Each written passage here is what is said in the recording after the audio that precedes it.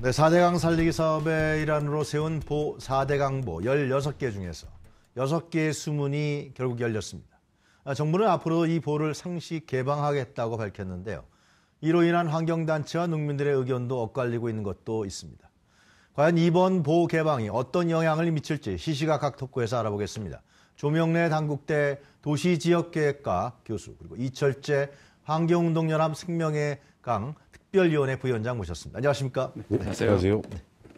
교수님, 6월 1일부터 열렸죠? 이제 네. 그 8개 보가 개방된 겁니까? 완전 개방된 건 아니죠? 그렇죠. 네. 뭐 개방일보다는 수위를 좀 낮추는 낮춥니다. 그런 정도고. 네. 이번에 이제 대통령이 이제 네. 지난달 20일 날 지시를 하면서 뭐 특명위에서 이제 그 열렸는데요. 금방 됐네요, 하여튼. 예. 대통령이 지시하면 금방 되는 나라입니다. 그런 것 같습니다. 예. 예. 주된 이유가 아마 여름 하절기가 본격적으로 이제 그 시작되기 전에 네. 녹조리 때 발생을 막기 위해서 물을 흘려보내기 위해서 네. 일단 녹조가 심한 그 6개 보를 이제 열기로 이렇게 결정한 것 같습니다. 일단 뭐 문재인 정부에서 일시적인 단기적인 처방 조치라고 봐야 되죠? 어떻게 봐야 됩니까? 네, 그렇습니다. 네. 뭐 환경단체 입장에서는 네. 이게 지난 몇 년 동안 좀 현장에서 확인해 보면 네. 어제도 낙동강에서 녹조띠를 발견했다라는 소식이 있습니다. 어제요? 그러니까 6년째 녹조가 발생한 건데요. 그 지난 6년 동안 사실은 녹조가 말씀하신 것처럼 녹조라떼처럼 불릴 정도 굉장히 극심했습니다. 네. 이걸 조금이라도 개선하기 위해서 6개 보호 수문을 연 것은 네. 일단 사실 긍정적으로 판단을 하는데 네. 사실 그 효과가 얼마만큼 있을지에 대해서는 좀 더 따져볼 필요가 있을 것 같습니다. 6개 보연대가 낙동강이 몇 개입니까? 낙동강이 4곳이고요. 네. 그 금강의 공주보 하나, 영산강의 그 축산보 네. 하나 이렇게 됩니다. 일단 가장 녹조 현상이 심한 데부터 연 거라고 봐야 되나요? 일단 그렇게 볼 수 있는데 네. 나머지 지역은 수질이 괜찮냐? 그렇지도 않습니다. 그러니까 수질이 그 전반적으로 이제 흐르는 물을 가둬놨기 때문에 수질 문제는 계속해서 발생할 수밖에 없을 것 같습니다. 네. 자, 일단 지금 이명박 정부 때 하여튼 22조 예산을 들였죠. 4대강 네, 사업. 네. 이 문제를 구체적으로 몇 개 아이템으로 살펴보지 않을 수가 없을 것 같습니다. 일단 교수님 보시기에는 이명박 정부 때 이 4대강 사업을 한 이유, 명분과 실제 내용 한번 좀 전체적으로 말씀해 주시죠. 사실 멀리 이제 거슬러 올라가게 된다면 글쎄 말입니다. 예, 그 이명박 대통령이 아니라 시장 시절에 네. 청계천 복원을 해서 대박을 드렸습니다. 사실 그게 이제 그 양반이 대권으로 나가는데 상당히 중요한 티켓이 됐고요. 네. 이미 사실은 이 청계천이 준공되기 몇 개월 전에 이미 4대강 운하에 대한 이야기를 합니다. 한반도 그때부터 대운하. 나왔었나요? 예. 아. 그러면서 이 청계천 복원의 효과를 이제 전국적으로 확장시키겠다 이렇게 하면서 한반도 대운하를 들고 나왔고, 네. 뭐 그 선거에서 이제 핵심 이제 정책 공약 과제가 됐고, 실제 그걸 이제 구현하기 위해서 그때 한반도 대운하라는 것은 앞에 타이틀이 붙습니다. 그 국군 재창출을 위한 한반도 대운하. 그래서 네. 어쨌든 간에 한반도 대운하를 내 가지고 국군을 완전 새로 열겠다. 네. 물론 이제 좀 더 구체적인 명분은 이제 물류 비용을 낮추겠다 이런 것이었습니다만 그때 이제 광우병 파동 때문에 2008년인가요? 그렇죠? 예. 그때 우리 시민들이 이제 촛불 시위를 엄청나게 했고 그때 네. 이제 이 양반이 대통령께서 이제 그 당시에 이제 그 대운하 사업을 줬고 그래서 좀 숨죽여 있다 그 다음에 이제 카드를 내놓은 것이 4대강 정비 사업이었는데 네. 사실은 그거는 이제 대운하를 뭐 이름만 빼고 바꾼 것이 되죠. 그러면서 이제 논리가 상당히 달라졌죠. 상당히 이제 하천공학적인 논리가 많이 나왔습니다. 이를테면 뭐 우리나라는 대표적인 앞으로 유엔이 지정한 물 부족 국가이기 때문에 수량 확보를 해야 된다. 그다음에 특히 낙동강 같은 경우는 이제 수질이 나쁜데 그건 물이 부족해서 그렇다. 네. 그래서 수질 확보를 위해서도 개선을 위해서도 또 필요하다. 또 이제 물을 가둬 놓으면 이제 주변이 좋아지니까 네. 다양한 수변 공간을 이용해서 지역 경제 활성화가 가능하다. 자전거 도로도 만들고. 자전거 도로를 만들 일자리 창출도 하고 예. 또 또 공사를 하면서 이제 채취된 골재를 이용한다면 지역의 부동산 경제를 살 수 있다. 여러 가지 어쨌든 뭐 그것만 잘하면 모든 것이 잘 되는 것으로 뭐 일자리 창출도 된다고 그랬던 것 같은데. 일자리 창출도 몇십만 원을 한다고 약속했습니다만 실제는 몇천 개 정도 네. 이렇게 만들어졌고 다 임시지역이었고 네. 건설 지역에 불과했습니다만 어쨌든 그런 식으로 해서 그 당시에 뭐 저도 굉장히 많은 담론에 네. 이제 반대 담론에 참여를 했었습니다만 네. 굉장히 치열한 논쟁이 있었습니다만 사실은 뭐 이미 그 통치권자가 네. 권력을 갖고 있는 사람이 추진하기 때문에 우리 충분히 끝까지 그 반대를 이제 관철시키지 못하기 때문에 그 과정에서 많은 사실 편법들이 있었죠. 네. 그렇게 뭐 학령 평가를 할 때도 보면 굉장히 요식적으로 하고 그다음에 이제 그 사업을 이제 그 지천까지 확장하기 위해서 그때 이제 제정한 법이 수변 그 구역법이라고 있는데 이게 이제 그러니까 이 4대강 물이 끝나는 데서 한 200km까지 500m까지인가 이 구간을 전체 어느 곳이든지 지정해서 개발할 수 있도록 하는 그걸 전체를 제가 면적을 해보니까 우리 국토 면적의 한 4분의 1이 그런 수변 지역이 다 속하고 그 법은 어떤 법이냐 하면 우리나라에 많은 개발법이 있습니다만 대개 단서 조항이 하나 있습니다. 이제 국방에 대해서는 특히 안보와 관련해서는 이 법이 적용되지 않는다 하지만 지금 이야기하는 수변 지역 그 개발에 관한 이 특별법은 심지어 국가 안보에 관한 것도 넘어설 수 있는 그런 정도의 독소장을 가지고 다양한 사업을 지금까지 해왔던 것이죠. 네. 그 당시 제 기억으로는 국회가 또 그 여당인 그렇죠. 한나라당인가요? 그렇죠. 아마 상당히 과반 이상을 차지하는 다수석을 그렇죠. 했던 걸로 기억납니다. 그런 뭐 지금 우리 교수님께서 전반적으로 쭉 다 훑어주셨는데요. 네. 그 부위원장님 박근혜 정부 때 두 차례 감사가 있지 않았습니까? 예, 그렇습니다. 제 기억은 2003년 1월에 있었고 7월에 있었는데 1월은 이제 취임하기 전에 그때가 총체적 부실이라고 감사원을 했어요. 네, 그렇습니다. 7월에는 이건 대운하 산업의 대운하를 염두에 뒀다. 사실상의 대운하 산업이 이렇게 얘기했습니다. 그렇게 판단을 했습니다. 감사원에서. 그러면 그 4대강 사업의 부분에 대한 규정을 환경단체에 계시니까 환경단체에서는 4대강 사업을 어떻게 내용적으로 규정하고 계시는 건가요? 그러니까 4대강 사업은 크게 그 이명박 정권이 시작할 때 추진할 때 이제 기후 변화 대비 일자리 창출 42만 개 일자리 창출 40조 원의 생산 유발 효과 이런 식의 주장을 했는데요. 또 생태계 개선까지 주장을 했지만 실질적으로는 이 박근혜 정부 때인 2014년 12월 달에 4대강 조사평가위원회라는 곳이 4대강 사업에 대해서 굉장히 수박 겉핥기식으로 평가를 했는데도 불구하고 4대강 사업의 목적이 불분명하다라는 부분을 지적했습니다. 근데 그 부분은 뭐냐면 많은 수의 전문가들이 운하가 아니면 설명이 안 된다라는 부분을 지적을 하시는 거죠. 특히 이제 이명박 전 대통령께서 퇴임하기 전에 직전에 운하의 전 단계까지 왔다라고 직접 발언하셨던 거 그런 발언까지 했었나요? 사실은 또 이제 이런 부분도 있죠. 2008년 6월에 교수님 말씀하신 것처럼 국민이 반대하면 대운하 하지 않겠다라고 하면서 4대강 사업 정비 사업을 추진했는데. 그때 이제 건설기술연구원 김희태 박사가 양심 선언을 통해서 4대강 정비 사업은 대운하다라는 부분들로 얘기를 했던 거죠. 그러니까 전반적인 부분이 사실 대운하가 아니면 설명이 안 되는 것이 곧 4대강 사업으로 봐야 될 것 같습니다. 그것이 준설량이 준설을 일단 수심을 6m로 유지한 것도 배가 다니기 위한 수심으로 봐야 될 것 같습니다. 보를 그렇게 많이 설치한 것도 그렇게 봐야 되는 거죠. 결국 이제 보는 결국 간문만 달면 배가 다닐 수 있거든요. 그러니까 간문을 다는 건 사실 그게 크게 어려운 문제는 아닙니다. 충분히 운하로 오심될 수 있는 그런 조건들을 현재 4대강 사업은 상당히 많이 보유하고 있는 상황입니다. 그럼에도 불구하고 하여튼 뭐 이명박 정부 때 관계자들은 이것은 홍수 조절 기능이 굉장히 유력하게 작용하려고 했다. 그리고 그러한 기능이 나타나고 있지 않느냐. 이렇게 지금도 그 핵심 관계자들은 그렇게 주장하고 있는 것 같아요. 사실은 그 4대강 정비 사업을 대운하 후속 사업으로 추진할 때 이미 그로부터 한 2, 3년 전에 우리 정부가 정말 국토부를 이야기하는데요. 우리 국가하천의 정비율이 한 98% 정도 됐습니다. 그 당시 하천법으로 국가하천은 되게 다 정비가 돼 있었습니다. 대부분 다 정비돼 있었어요. 그래서 뭐 홍수 같은 것도 크게 나는 형편도 아니었고요. 실제 또 홍수가 많이 난 적도 없고. 그러니까 우리나라 하청 전문가들이 다 동원돼 가지고 하청 정비율을 이제 그만큼 높여냈던 거예요. 그러면서 본다면 우리 이명박 대통령은 우리나라 국내 모든 하천 전문가를 넘어서는 하천에 대한 새로운 안목을 갖고 있었던 것이죠. 그러니까 정비율이 98%라는 것이 불필요하다. 완전 새로운 개념의 하천 공학적 관점에서 이 4대강 사업의 필요성과 당위성을 이끌어냈으니까요. 뭐 물론 정치적으로 그렇다면 지금 현재 주장하고 있는 홍수 조절 기능이다 이렇게 얘기한다는 것도 상당히 좀 전문가들 입장에 봤을 때는 저는 전혀 아닌데 그렇죠. 뭐 지금 4대강은 홍수 나는 경우는 드물죠. 왜냐하면 되게 댐이라든가 걸 만들어 가지고 수로라든가 뭐 관계 이런 시스템을 잘 해가지고 웬만해서는 인근에서는 사실 홍수가 안 납니다. 가뭄 문제는 어떻습니까? 가뭄은 사실은 뭐 어떤 면에서 본다면 4대강이 정비되기 전에 더 없었다고 봐야 되죠. 물쓰기가 더 쉬웠다고 보는데 그래요? 지금은 사실은 물만 가둬져 있지. 네. 오히려 주변에 예컨대 도수로라든가 이런 것을 연결하지 않으면 그 물은 그냥 먼 당신의 물이에요. 쓰지 못하는.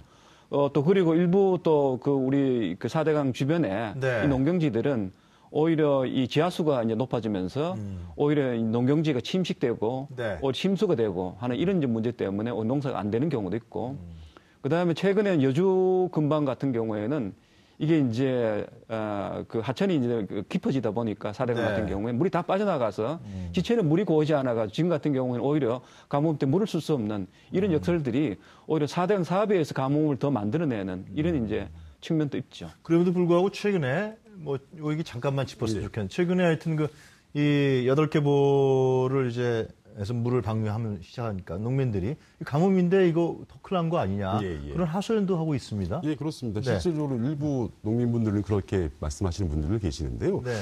근데 이제 애초에 4대강 사업으로 만들어진 16개 보호와 네. 우리나라 이제 치수 분야 최고 상위 계획인 수자원 장기 종합 계획이라는 데를 보면 법정 네. 계획이거든요. 우리나라 주요 가뭄 지역을 비교한 지도가 있습니다. 거기에 그것과 4대강으로 만들어진 보호를 비교해 보면 사실은 일치하지 않는다는 것이 많은 전문가뿐만 아니라 아까도 말씀드렸던 이명박 박근혜 정부에서의 그 4대강 조사평가위원회의 판단이었습니다. 네. 즉, 그 말씀은 뭐냐면 4대강으로 물을 확보했다 해봤자 도움이 안 된다는 거죠. 실제로 2011년 수자원 장기종합계획에는 4대강 사업으로 확보된 13억 톤을 네. 비상용으로 규정했습니다. 뭐냐면 당장 쓸 데가 없다는 거죠. 또 쓰려고 하면 이거를 도수로로 깔아서 보내야 되는데 네. 2015년 농림부에서 하천수 활용 마스터 플랜 안을 보면 우리 국토의 2.9% 정도를 2.9%의 물을 공급할 수 있는 4대강 물을 활용해서 근데 거기에 2조 원 가까이 들어간다는 거죠. 그렇게 되면서 이게 또 그렇게 도수로를 깔고 해도 이게 사실은 몇 년에 한 번 쓰는 거, 며칠 쓰는 거거든요. 네. 이게 과연 경제성이 있을까? 사실 4대강이 가장 낮은 지역에서 물이 있어도 못 보내는 건 경제성이 안 맞아서 못 보내는 건데 계속해서 이렇게 좀 왜곡된 주장들을 하시는 거죠. 네. 즉 가뭄과 4대강은 4대강 사업을 통해서 가뭄을 극복한다고 했지만 아무런 극복의 효과가 없다는 게 증명되는 겁니다. 현재. 이번에 특히 이제 가뭄이 심한 데가 경기 남부 지역과 네. 충남 서부 지역이거든요. 거기는 주 이제 댐이 이제 그 보령댐이라고 있는데 현재 지금 이제 보를 연 곳은 우리 저 낙동강 하류고요. 네. 그다음 금강에서는 또 하류에 백제보는 또 열지 않았습니다. 그러니까 수계가 다른 거예요. 수계가 다르고 가뭄이 지금 발생한 것에 근방에 있는 백제보 같은 경우 또 열지 않았습니다. 네. 그렇기 때문에 이게 이번 가뭄이 집중적으로 발생하는 지역과 수문을 여는 것과는 전혀 관계가 없는 이런 이제 현상을 보이고 있습니다. 몇 가지 그 문제되는 지점들 한번 살펴보죠. 지금 나오는 얘기가 뭐 녹조 현상이 있다. 또 물고기가 집단 폐사했다. 예. 그다음에 수질 문제 이렇게 크게 한 3가지 나오는 것 같은데요. 어떻게 환경단체에서 많이 이런 문제를 제기했죠. 첫 번째 녹조의 문제부터 얘기를 시작하시겠습니까? 예, 네. 녹조 문제는 네. 아까 뭐 서두에서 말씀드렸습니다만, 네. 그러니까 이제 4대강 사업 이전에도 녹조는 있었다라는 거죠. 근데 4대강 사업 이후로 더 짙어지고 더 오래 간다는 문제점이 발생한다는 겁니다. 그러니까 지역 주민들이 그러니까 눈만 뜨면 매번 강을 보는 주민들이 피부적으로 느끼는 거에 대한 부분 그리고 과학적으로 조사하면서 사실은 더 녹조 발생 기간이 더 길어졌다라는 부분도 같이 맞물리는데요. 근데 이 녹조는 녹조 자체만의 문제가 아니라 녹조에는 마이크로시스티스라고 하는 독성 남조류가 포함되어 있습니다. 네. 특히 낙동강 같은 경우는 지금 상수 원수로 사용하고 있잖아요. 그 경남 부산이나 대구 경남 지역에 예, 실은 이게 박근혜 정부 때 환경부는 고도정수 처리하면 문제 없다라고 얘기를 하지만 실제로 이제 이 소독 부산물, 그러니까 수돗물을 만들 때는 염소를 투입하거나 이렇게 하면서 소독 부산물이 발생하는데 이 소독 부산물이 발암물질입니다. 이 4대강 사업 이후로 소독 부산물이 계속해서 증가하는 경향들을 보이고 있다는 거죠. 그만큼 사실 수돗물의 안전에도 굉장히 위험을 미치는 그런 요인 중에 하나가 바로 이겁니다. 대선에서 두 유력 주저 후보들 사이에서 후보자 사이에서 이 논쟁이 붙었지 않습니까? 홍준표 하고 저 문재인 후보하고 맞습니다. 기억이 그러니까 납니다. 우리 문재인 후보는 이 사당 때문에 녹조가 발생한다. 그렇습니다. 그다음에 이제 문 후보께서는 그렇지 않다. 오히려 수온이 높아지고 질소인이 이제 폐수가 들어와서 홍준표 후보가 그런 얘기 했어요. 그렇게 했죠. 그렇게 해서 뭐 방송국에서 그 실제 팩트 체크를 해봤습니다. 해본 결과는 네. 뭐 문 후보 쪽의 주장이 옳다는 것을 이렇게 최선 낙동강 경우는 그렇게 나왔는데요. 네. 지금 낙동강 같은 경우는 녹조 발생이 4대강 댐이 조성되면서 한 발생 빈도가 양이 한 4배 정도 늘었습니다. 그런데 네. 유속은 물이 흐르는 속도는 제가 계산해 보니까 한 10배 정도 늦어지고 있습니다. 그러니까 과거에는 한 18일 정도 이렇게 흘렀던 것들이 지금 네. 190일을 거쳐서 흘러가는. 엄청나게 늘어났네요. 고이는 시간이 굉장히 길고요. 네. 일조량도 뭐 다른 그렇지 않습니다. 대부분 낙동강 보 주변의 그 일조량은 준 것으로 이렇게 조사가 되고 있습니다. 네. 평균적으로 한 60시간 이상 준 것으로 조사되고요. 수온도 네. 다 그렇지 않습니다. 한 2도 내지 4도 정도 물이 많으니까 이제 떨어지고 인과 질소 유입도 사실은 이미 이제 4대강 사업을 하면서 주변을 이제 여러 가지 관리를 하기 때문에 유입량도 이제 적은 것으로 이렇게 조사되기 때문에 네. 어쨌든 그 자료만 가지고 낙동강을 우리가 본다면 녹조 발생의 주된 원인은 사실은 물이 흐르지 않는 4대강 댐을 보를 만드는 것이 주된 것이라 이렇게 우리가 평가를 할 수 있을 것 같아요. 교수님 그렇다 그러면요. 그렇게 유속도 네. 10배 이상 더 늦어지고요. 네. 지금 나타나는 여러 가지 문제점이 나타나면 낙동강은 앞으로 어떻게 되는 겁니까? 그래서 이번에 이제 4대강 중에서 낙동강의 그 8개 중에 4개를 연 것은 특히 거기 이제 다 지금 녹조가 발생합니다만 특히 그 중에서도 좀 심한 곳이 바로 하루 쪽입니다. 네. 하루 쪽에 4개를 그대로 다 연 거예요. 그래서 요번에 이제 연계 한 0.2m에서 한 1.25m거든요. 많이 낮추지 못한 이유가 여러 가지 있습니다. 일단은 이 물이 깊어지면서 논에 쓰는 그 물을 이제 끌어들이기 위해서 이제 그 양수기를 넣지 않습니까? 네. 그러면 그 양수기의 그 시설에서 이제 물을 끌어들이는 그 부분이 물이 높아지니까 당연히 높아진 겁니다. 낮추면 이게 수압 때문에 물을 받지는 못한답니다. 그렇겠네요. 그래서 되게 최대한 낮출 수 있는, 지금 낮췄는 것이 작년보 같은 경우에는 한 20cm 정도 낮춰야 물이 이제 차 있고 그 이상 낮으면 이제 양수 입구 자체가 위에 떠버리니까 양수가 안 되는 거예요. 네. 그렇게 해서 한 0.2m를 이제 낮췄는 건데, 그래서 이번에 이제, 정부가 6개 이제 보를 연 게 농번기까지 이제 넣는다고 그랬거든요. 일시적으로 하여튼 하는 거군요. 단기적으로. 그래서 한 10월까지 열어보고 효과가 있으면 농항기 때는 이제 본격적으로 더 열고 또 이제 여러 감사라든가 수리수문 분석을 통해서 필요하다면 네. 이제는 부분적 혹은 전면 철거까지도 고려하고 있는 뭐 그런 것 같습니다. 네. 그 물고기 집단 폐사 문제라든가 수질 악화 문제는 어느 정도 나타났었습니다. 우선 그 부분에서 말씀하십시오. 조금 더 예, 짚어야 예, 될 것 예, 같은데요. 예. 원래 이제 4대강에 양수 시설이 꽤 많이 있지 않습니까? 근데 지금 이제 문제가 되는 게 대략 26개 정도의 양수장이 문제가 있는데 국토부의 훈령을 보면 어떻게 돼 나와 있냐면 지금 4대강에 보면 지금은 이제 양수 제약 수위, 네. 그다음에 그 밑에가 어도 제약 수위, 그다음이 지하수 제약 수위, 하한 수위, 저수위 이런 식으로 계획을 갖고 있습니다. 근데 이제 국토부 훈련 보면 이 하한 수위까지 해서도 그러니까 양수 시설에 문제가 없도록 해야 한다라고 훈령이 나와 있어요. 네. 그럼에도 불구하고 이거 안 했다는 것은 훈령 지침을 따르지 않았거나 뭐 이래저래 이 공직사회가 안 했다는 것이 가장 큰 문제. 일부러 안 했는지 예. 뭐 그냥 모르고 사실은 안 뭐 했는지. 저희는 예. 좀 심각하게 보면 네. 보수문 개방할 생각이 없었구나라고 해석할 수도 있는 거죠. 뭐 그런 문제도 좀 짚어야 될 것 같고요. 네. 지금 이제 그 가장 물고기 떼죽음은 사실은 4대강 사업이 계속해서 매번 반복되는 현상인데 2011년이었나요? 그 금강에서 그 현지에서 조사하신 분에 의하면 이 마대자루라고 하죠. 네. 마포자루가요. 거기에 죽은 물고기, 폐사한 물고기를 담은 그 숫자를 세서 대략 60만 마리가 폐사했다라고 산출하고 있고요. 네. 그때 이제 환경부는 대략 1만 5천 마리라고 하지만 네. 충남도가 대략 충남도에서는 30만 마리가 죽었다라고 평가를 하고 있습니다. 즉, 그 금강 지역에 있는 전문가는 금강의 물고기의 씨가 말랐다라고 네. 할 정도로 엄청나게 물고기가 떼지고 나왔고요. 뭐 낙동강에서도 마찬가지로 낙동강에는 사실은 어민들이란 분들은 계속 물가에 왔다 갔다 하는 분들이 그렇죠. 그러니까 예. 가장 민감한 분들이잖아요. 4대강 사업 전에는 그러니까 봄, 여름에는 비가 오면 고가의 장어가 어디에 올라오는지 기다렸다가 통발 놓고 잡고 가을에는 배만 몰고 나면 숭어가 뛰어서 배만 몰고 가면 이제 한 4kg가 담긴데요. 너무 많이 뛰어가지고 헬멧을 쓰고 다닐 정도로 너무 많이 있고 겨울에는 이제 아예 머구리로 들어가서 잠자는 물고기 잡을 정도로 그걸로 생활했는데 4대강 사업에는 물고기가 씨가 말랐고 젊은 분들은 배를 포기하고 도시 일용직으로 하고 나이 드신 분들만 이제 습관적으로 배를 몰고 나가지만 물고기가 없고 간혹 나오는 물고기 있어도 배를 갈라보면 기생충이 나오거나 아니면 내장이 썩어 문드러진 이런 상태가 지금 현재 우리 강의 상태라고 보면 될 것 같습니다. 더 많은 얘기를 좀 들었으면 좋겠지만 시간이 저희가 많지. 그래서 그 대책 문제로 좀 넘어갔으면 좋겠어요. 그러니까 지금 그래서 재자원화 문제 보통 시각한 현상이 아닌 거죠.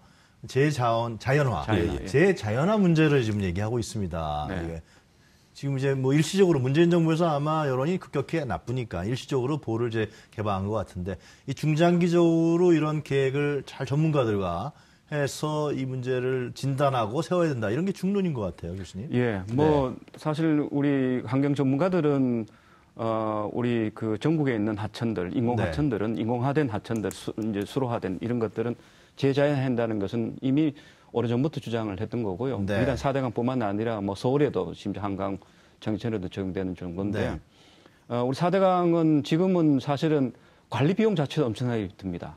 뭐 적게는 뭐 1,000억에서 많게는 이쪽까지 든다는 그런 이야기 나올 정도로 이게 지금 배보다 배꼽이 더 커지는 그런 상황이 되고 이게 누적이 되면 이제 더욱더 비용이 커지게 되고 환경적 재앙도 발생하기 때문에 그래서 이제 답은 결국은 재자연화 다시 말해 철거인데 이 철거도 일시에 철거하면 또 문제가 적지 않습니다. 그래서 이미 이게 조성된 이후에 시간이 흐르면서 또 그에 걸맞는 생태계가 조성되기 때문에 이제 재자연화를 하기 위해서는 그에 따른 아주 충분한 검토와 사전 어떤 대비책을 갖춰야 될 것 같고요.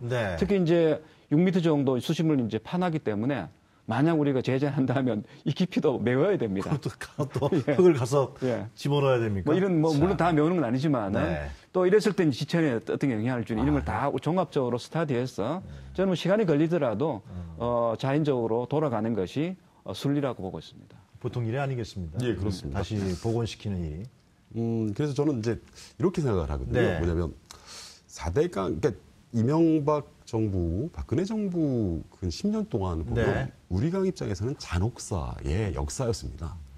그 강이 지탱 가능하지 않은 상태가 되니까 사람도 살 수 없는 강에 살고 있는 물고기뿐만 아니라 생명뿐만 아니라 사람도 살 수 없게 된 것이 지난 10년의 과정이었고요.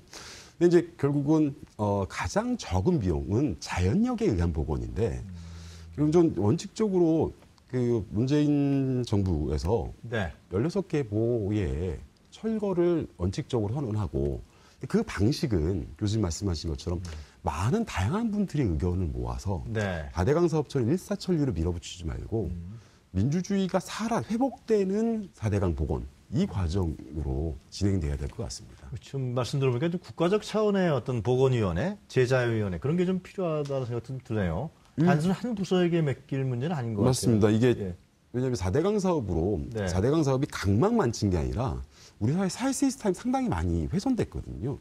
고인물은 썩는다라는 상식을 부정하는 분들이 너무 많이 생기셨고요. 지금 그걸 여전히 부정하시는 분들이 있기 때문에 사회적 회복의 과정으로서의 4대강 회복 이런 관점도 저는 중요하다고 생각이 됩니다. 교수님도 뭐 같은 의견이신가요? 아마 이 4대강 복원을 제대로 하려면 지금 말씀하신 대로 뭐 정치공학적인 좀 뒷받침도 돼야 되기 때문에 저는 대통령 직속으로 위원회를 만들어서 해야 되지 않나 그런 생각을 하고 있습니다. 저 부위원장님, 서울 쪽 얘기 좀 했으면 좋겠는데요. 지금 낙동강하고 금강 얘기를 했었는데 서울 쪽은 상수원이라든가 이런 문제도 좀 나타나지 않았습니까?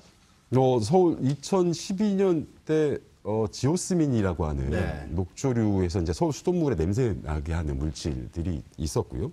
또 이제 어류에도 변화가 생겼습니다. 그 남한강의 어민들 얘기를 보면 원래 이제 남한강은 피라미나 갈견이 같은 잡고기가 도는 게 고기인데 그게 그런 종들은 이제 맑은 물, 계류에 살거든요. 근데 정수형이 수역이 되니까 붕어, 잉어만 되는데 그 돈이 안 된다는 거예요. 예. 현재 그 어민들은 이제 다슬기로 잡아서 생계를 유지하는데 다슬기 잡아도 이제 폐사한 게 너무 많아서 네. 구분하는 데 시간 많이 걸린다는 거죠. 그만큼 사실은 생태계가 변했고요. 그나마 이 남한강은 다른 4대강 지역보다 수질이 괜찮다라고 하는데 네. 많은 전문가들이 수질이 나빠지는 거는 시간 문제일 뿐이다라고 얘기를 한 거죠. 왜냐하면 어차피 이 세계의 보가 네. 물의 흐름을 막고 있기 때문에 시간이 지나면 지날수록 수질이 나빠질 가능성이 높다라고 지적을 하고 있습니다. 그래서 이 부분도 선제적으로 대응을 해야 될 것 같습니다. 네. 교수님, 이 문제 좀 하나 짚었으면 좋겠는데요. 물론 감사를 통해서, 박근혜 정부 때 감사를 통해서 일부는 좀 밝혀진 것 같아요. 그러니까 대형 건설사하고의 담합 유착 관계. 예. 그게 제 기억으로는 내노라하는 건설사들이 참여했던 것 같아요. 5개 건설사가 현대, 대림, 삼성물산, 또 GS건설 이렇게 참여했던 것 같은데 일부는 밝혀진 걸로 알고 있습니다. 그래서 과징금인가요? 벌금도 묻은 것 같은데 이 문제도 다시 재조사해야 될 그런 여론도 있는 것 같습니다. 아마 요번에 이제 4대강 사업 전반에 대해서 감사를 네. 여러 있었습니다만 아마 제대로 된 종합 감사를 해야 될 것 같습니다. 네. 물론 좀 중복되는 부분이 있다 하더라도 좀 발의 형식을 좀 달리해 가지고 네. 그러면 지금 기업의 담합 문제라든가 이를테면 환경 평가 절차 문제라든가 모든 것들이 사실 제대로 들여다봐야 되죠. 그래서 이것은 한마디로 말씀, 아까 우리 이 부위원장 좋은 말씀하셨습니다만 우리나라 어떤 그런 일종의 사회의 어떤 관리 시스템이라 그래야 되겠습니다. 네. 시스템 자체가 사실은 무력화되면서 이 사업이 사실 지탱이 됐던 거거든요. 네. 그렇기 때문에 그와 관련된 이 사업의 어떤 추진 구조뿐만 아니라 관련 여러 가지 어떤 제도의 운영 구조 이런 가지도 전반적으로 봐서 네. 이번에는 정말 세원적인 그런 어떤 원인의 진단과 그다음에 중장기적인 어떤 대책 강구가 필요할 것 같습니다. 이 문제도 중요한 적폐 아니겠습니까? 그런 생각 드는데요. 네. 예. 이게 이제 저는 이제 한편에서는 그런 생각 듭니다. 네. 이게 4대강 사업 턴키 발주였고요. 그때 사실은 턴키 발주는 매우 어려운 공사 기법에 써야 되는데 네. 강바닥을 준설하고 댐을 세우는 게 과연 어려운 기술이냐라고 물어보면 아니다라는 게 상당히 많은 분들이 얘기를 하시고요. 건설 관계자들이요. 예. 네. 그리고 턴키의 낙찰률이 90% 이상 되면 네. 사실 담합을 의심할 수밖에 없는 거고. 그래서 당시 2010년에 공정거래위원회에게 이 담합 여부를 조사하라고 했더니 그게 사실은 상당히 시간을 끌었던 거죠. 네. 저는 이게 담합을 묵인한 세력도 있다. 그거에 대한 부분도 제대로 이번에 정책 감사를 통해서 밝혀내야 될 거라고 판단이 되고요. 네. 교수님 말씀하신 것처럼 이게 4대강 사업에 우리 사회가 검증 시스템이 있는 거지 않습니까? 국가재정법상 예비 타당성 조사라는 게 있는데 이것도 4대강 사업의 90%가 제외됐습니다. 네. 이게 왜 90% 제외됐는지 어떻게 됐는지 그리고 환경영향 평가라고 하는 환경에 영향을 미치는 걸 감소하는 건데 이것도 형식적으로 진행됐습니다. 네. 이런 부분도 꼼꼼하게 살펴봐야 제2의 4대강 사업, 제2의 이 해서는 안 되는 사업이 줄어들 가능성이 있다고 봅니다.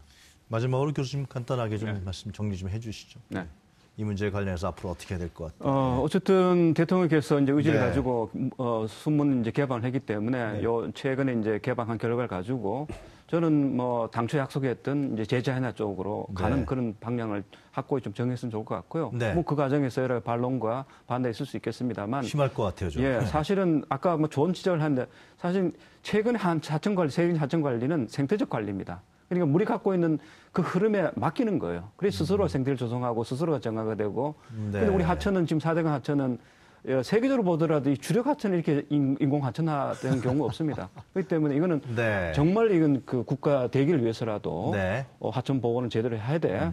이번에 이제 통치권자께서 제대로 좀 의지와 제도적인 어떤 그런 기반을 갖추고 네. 또 충분한 어떤 논의 절차를 거쳐서 한번 제대로 접근을 했으면 좋겠습니다. 하여튼 과거 9년 동안 이 4대강 문제는 계속 나왔었던 문제이긴 합니다만 제대로 된 감사 한번 정확히 실시되지 않았다. 두 분 말씀을 들어보니까 진짜 이건 국가적으로는 진짜 전 부서뿐만 아니라 이 정부가 명운을 걸고서 이 문제를 정확히 진단하고 또 나라의 운명을 결정할 수 있는 새로운 미래를 만들어야 되는 그러한 과제가 아니냐 그런 생각이 듭니다. 자, 오늘 말씀 두 분 잘 들었습니다. 감사합니다. 네, 고맙습니다. 네, 지금까지 조명래 당국대 교수 그리고 이철재 환경운동연합 부위원장이었습니다.